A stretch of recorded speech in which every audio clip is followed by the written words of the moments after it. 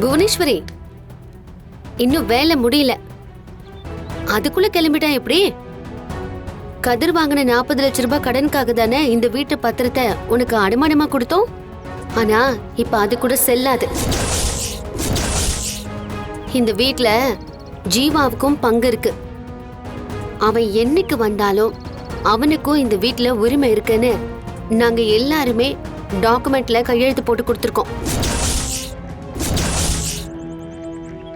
ஆனா உனக்கு எழுதி கொடுத்த அக்ரிமெண்ட்ல ஜீவா கையெழுத்து போடல. ஜீவா கையெழுத்து இல்லனா அந்த அக்ரிமெண்ட் எப்படி செல்லுபடியாகும்? ஹோட்டலுக்கு பணம் கொடுத்த, அதுக்கு பதிலா எங்க டாக்குமெண்ட் உன்கிட்ட இருக்கு. கடனை திருப்பி கொடுக்கற வரைக்கும் அந்த டாக்குமெண்ட்டை நீ வச்சிருக்கலாமே தவிர அதை வச்சு எந்த ஆக்ஷனும் எடுக்க முடியாது.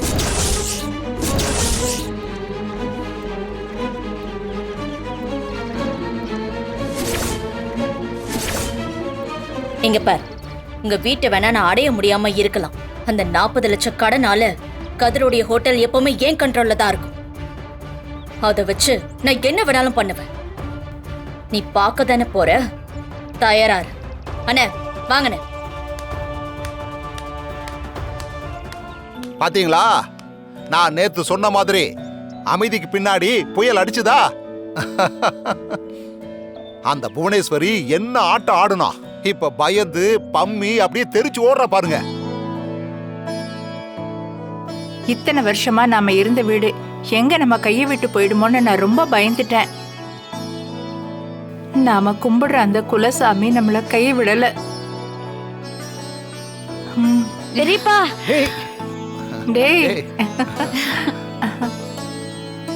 பெரியப்பா ரொம்ப தேங்க்ஸ் பெரியப்பா.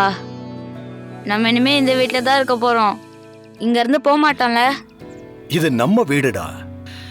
இங்கிருந்து நாம எப்படி போவோம்? இனிமே நாம எல்லாரும் கூட்டு குடும்பமா இங்கதான் சந்தோஷமா வாழ போறோம். சரியா?